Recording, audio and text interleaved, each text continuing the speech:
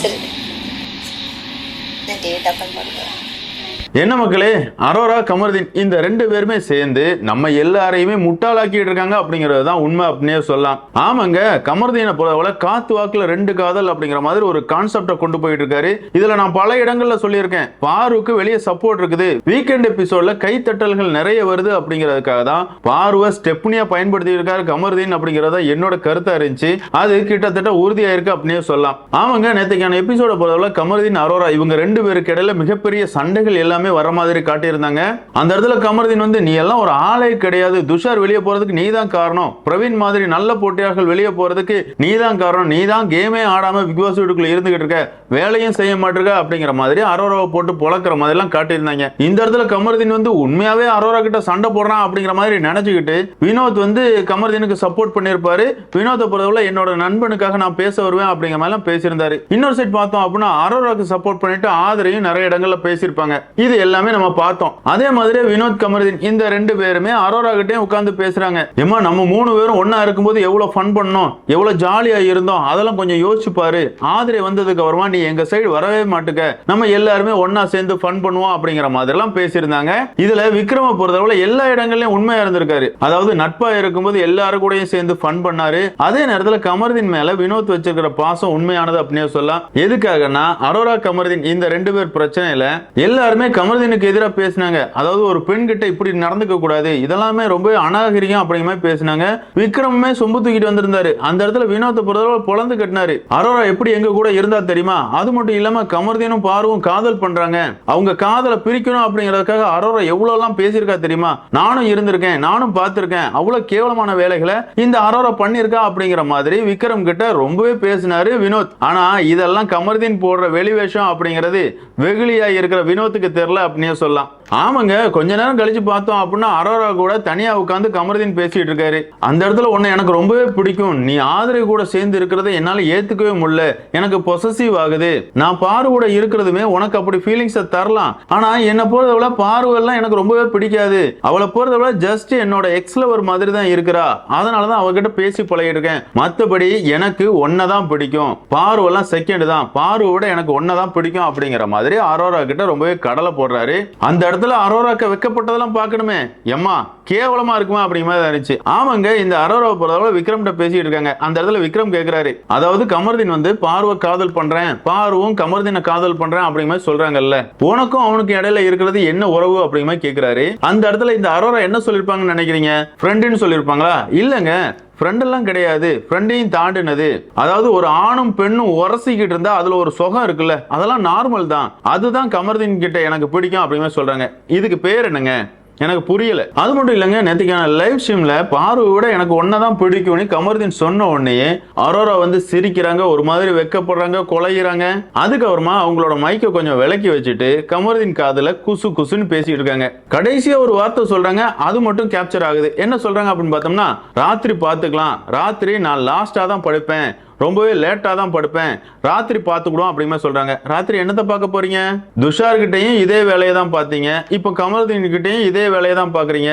நீங்க வந்து ஆம்பளை பொறுக்கியா இருக்கிறீங்க, கமருதீனை பொறுத்தவரை பொம்பளை பொறுக்கியா இருக்கிறான், அவனை பொறுத்தவரை அவன் தான் மன்மதன், அவன் பின்னாடி தான் பொம்பளை பிள்ளைய சுத்தணும் அப்படிங்கிற அளவுக்கு ஒரு டிராமாவை கிரியேட் பண்ணிட்டு இருக்கான். அதாவது அரோரா கிட்ட கமருதீன் பேசிட்டு இருக்கும்போது பாரு பொசசிவ் ஆகணும், பாரு கிட்ட கமருதீன் பேசிட்டு இருக்கும்போது அரோரா பொசசிவ் ஆகணும் அப்படிங்கிற மாதிரி ஒரு கேவலமான ஒரு டிராமாவை அவன் செட் பண்ணிட்டு இருக்கான். இதுல பலியாடாடுறது யாரு அப்படின்னு பார்த்தோம்னா கண்டிப்பா பாரு தாங்க. பாரு என்ன உத்தமியா அப்படின்னு கேட்டீங்கன்னா, நான் யாருக்கும் உத்தமி சர்டிபிகேட் எல்லாம் கொடுக்கறதுக்கு இங்க வரல. பாருவை பொறுத்தவரை சூப்பரா கேம் ஆடுறாங்க, அவங்களுக்குன்னு ஒரு சப்போர்ட் வந்து கிராஜுவலா இன்க்ரீஸ் ஆகிட்டு தான் இருக்குது. அவங்களோட ஓட்டுக்காக மட்டும்தான் கமருதீன் வந்து பாரு கிட்ட ஒட்டிக்கிட்டு இருக்கிற மாதிரி தான் எனக்கு தோணுது.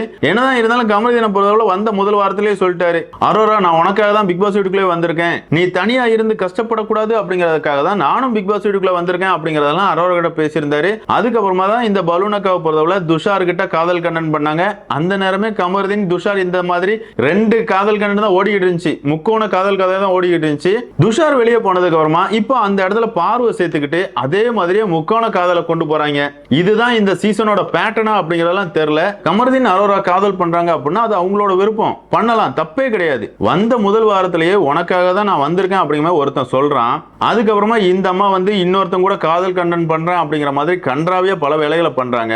அவன் வெளியே போனதுக்கு அப்புறமா கமர்தீனை பொறுத்தவரை பாருகிட்ட இதே மாதிரியே கன்றாவியான கண்டனை பண்றாங்க. இப்ப பார்த்தோம் அப்படின்னா வாரத்துல 3 நாள் சண்டை போடுற மாதிரி சண்டை போடுறான். சண்டை போட்ட அதே ராத்திரி அரோரா மடியில படுத்துக்கிட்டு இருக்கான். இன்னைக்கெல்லாம் லைவ் ஸ்ட்ரீம் பார்த்தோம் அப்படின்னா அரோராவை பொறுத்தவரை எஃப்ஜே தூக்கி சுத்துறா அப்படிங்கிற சொல்றாங்க. அந்த நேரம் எஃப்ஜே தூக்க கூடாது, நான் தூக்குறேன் அப்படிங்கிற மாதிரி அரோராவை தூக்கி சுத்திக்கிட்டு இருக்கான். அது மட்டும் இல்லாம சாப்பாடு ஊட்டி விடுறான், கொஞ்சிக்கிட்டு இருக்கான். எனக்கு புரியலடா, என்னடா நடக்குது பிக் பாஸ் வீட்டுக்குள்ள? இவன் தான் இவ்வளவு கேவலமா நடந்துட்டு இருக்கான் அப்படின்னு பார்த்தோம்னா, வீக்கெண்ட் வர விஜய் சேதுபதியை பொறுத்தவரை கமரு நீங்க ஹீரோ மாதிரி இருக்கீங்க, உங்களுக்கு தான் பெண் ரசிகர்கள் அதிகமா இருக்காங்க அப்படிங்கிற மாதிரி எந்த அளவு முட்டு கொடுக்க முடியுமோ அந்த அளவு முட்டு கொடுக்குறாரு. போன வாரம் கூட சொல்லியிருப்பாரு, எப்ப பார்த்தாலும் நீங்க புது மாப்பிள்ள மாதிரியே இருக்கிறீங்க அப்படின்னு சொல்லியிருப்பாரு. சார் அவன் இந்த கேமையே கெடுத்துக்கிட்டு இருக்கான் சார். அவனுக்கு ஒரு வாய்ப்பு கொடுக்கணும்னா உங்க படத்துல கூட வாய்ப்பு கொடுங்க. அதுக்காக இந்த ஷோக்குள்ள பெண்களை வச்சு ஒரு கேவலமான கேமை கமர்தீன் ஆடிக்கிட்டு இருக்காரு. அது பாக்குறதுக்கு ரொம்பவே அக்லியா இருக்குது அப்படிங்கறத என்னோட கருத்து. அரோராவை பொறுத்தவரை சொல்றதுக்கு எதுவுமே இல்லை. அவங்கள பொறுத்தவரை அவங்க ஒரு ஆபாச நாயகி அப்படிங்கிறது எங்க எல்லாருக்குமே தெரியும். ஆபாசத்தை காட்டி தான் பிக் பாஸ் வீட்டுக்குள்ள வாய்ப்பே கிடைச்சிருக்குது. அதனாலதான் பிக் பாஸ் வீட்டுக்குள்ள வந்திருக்காங்க. அப்படி இருக்கும்போது அவங்க கிட்ட நாங்க எதுவும் நல்ல கண்டென்ட் எதிர்பார்க்கவே இல்லை. கண்டிப்பா ஆபாசத்தை தான் காட்ட போறாங்க அப்படிங்கிறது எங்க எல்லாருக்குமே தெரியும். அதே மாதிரி பாருவோட ரசிகர்களை கொஞ்சம் திட்டி தான் ஆகணும். ஆமாங்க, கமர்தீன் பாரு இவங்க 2 பேரும் பண்றது காவிய காதல், பாக்குறதுக்கே அழகா இருக்குது அப்படிங்கிற சொல்லிட்டு இருக்கீங்க. அதாவது ஏமாறுறவன் இருக்கிற வரைக்கும் ஏமாத்துறவனும் இருக்கதான் செய்வான் அப்படிங்கிற மாதிரி சொல்லுவாங்க. பார்வை பொறுத்தவரை ஏமாந்துகிட்டு இருக்காங்க அப்படின்னா அவங்கள பொறுத்தவரை உள்ள இருக்கிறாங்க, அவங்களுக்கு உள்ள என்னெல்லாம் நடக்குது அப்படிங்கிறது கிளியரா தெரியாது. ஆனா நம்மளை பொறுத்தவரை பிக் பாஸ் வீட்டுக்குள்ள என்னெல்லாம் நடக்குது அப்படிங்கறத 24/7 பார்த்துட்டு இருக்கோம். அப்படி இருக்கும்போது கமர்தீன் வந்து இவ்வளவு கேவலமா விளையாண்டுட்டு இருக்கான். அது எப்படா காவிய காதல் ஆகும்? இதுல பாரு கமர்தீன் இந்த ஜோடியை பத்தி பேசிட்டா உடனே கமெண்ட்ல வந்து திட்டுறது, ப்ரோ இதெல்லாம் தப்பா பேசாதீங்க ப்ரோ, உண்மையாவே காதல் பண்றாங்க ப்ரோ அப்படிங்கிற மாதிரி சொல்றீங்க. எப்பா பாரு உண்மையா கூட காதல் பண்ணிட்டு போட்டும்பா, இவன் என்னப்பா பண்ணிட்டு இருக்கான்? அப்படி பார்க்கும்போது பாரு ஏமாந்துகிட்டு தான் இருக்காங்க. இதை தானே நான் சொல்றேன். இதை எதுக்கு உங்களால ஏத்துக்க முடியல? பாரு சூப்பரா கேம் ஆடுறாங்க அப்படின்னு சொன்னா ஏத்துக்கிறீங்கல்ல, பாரு கமர்தீன் கிட்ட கேவலமா தான் நடந்துக்கிறாங்க அப்படின்னு சொன்னாலும் ஏத்துக்கங்க. என்னதான் இருந்தாலும் பிக் பாஸ் ரசிகர்களான உங்களை பொறுத்தவரை கமர்தீன் அரோரா இவங்களை பத்தி நீங்க என்னங்க நினைக்கிறீங்க? அதாவது வெளியே சண்டை போடுற மாதிரி சண்டை போட்டுக்கிறாங்க. அதுக்கப்புறமா ராத்திரி நான் லேட்டா தான் படுப்பேன், ராத்திரி 2 பேரும் பார்த்துக்கிடுவோம் அப்படின்னு சொல்றாங்க. ராத்திரி என்னத்தை பார்க்க போறாங்க, என்ன பண்ண போறாங்க அப்படிங்கறதெல்லாம் தெரியல. என்னதான் இருந்தாலும் இதை பத்தின உங்களோட கருத்துக்களை மறக்காம கமெண்ட்ல மென்ஷன் பண்ணுங்க. இந்த வீடியோ உங்களுக்கு பிடிச்சிருந்தா லைக் பண்ணுங்க, ஷேர் பண்ணுங்க, மறக்காம சேனலை சப்ஸ்கிரைப் பண்ணுங்க. Thank you friends.